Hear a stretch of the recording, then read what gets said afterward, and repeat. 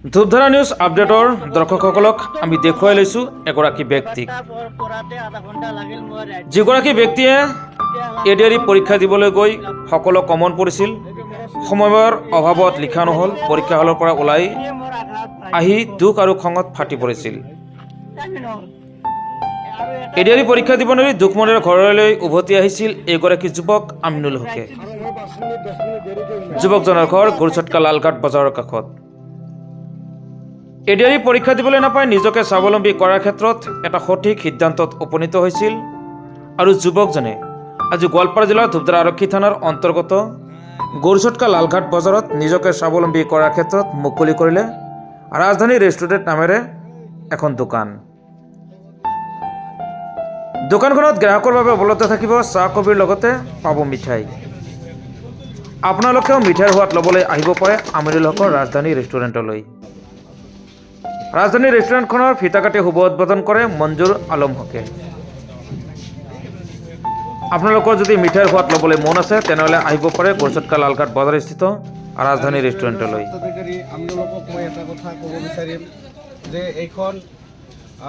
এই প্ৰতিষ্ঠানখন এটা খাদ্য সামগ্ৰী ইয়াতে বিক্ৰী হ'ব।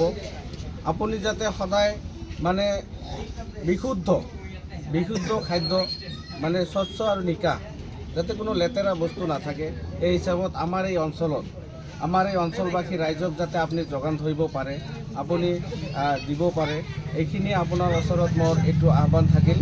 আপুনি এইখিনি কাম নিশ্চয় কৰি যাব, মই আশাবাদী। এতিয়া আমি সকলোৰে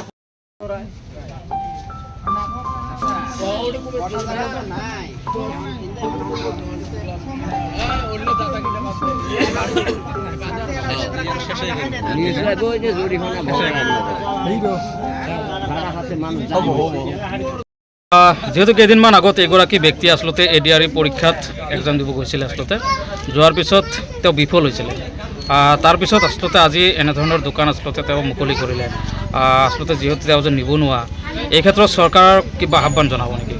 চৰকাৰে এনেকুৱা পদক্ষেপ, এনেকুৱা আগ্ৰহী ল'ৰাক চাব লাগে। গতিকে আৰু তেখেতৰ আগ্ৰহৰ কাৰণে আজি দোকান এখন দিছে, যাতে বহি থাকিব নালাগে, যাতে এইখন দোকানত যদি স্বাৱলম্বী হয় আৰু স্বাৱলম্বী হ'ব পাৰে। এইখিনি আজিৰ এই মহৎ অনুষ্ঠান, মহৎ এটা কাৰ্যসূচী আমাৰ এই অঞ্চলৰে উদীয়মান যুৱক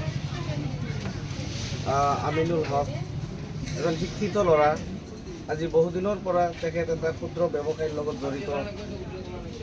তেখেতৰ জীৱনত বহুত ঘাত প্ৰতিঘাতৰ মাজেৰে আজি আহি এই অৱস্থাত তেখেত উপনীত হৈছে।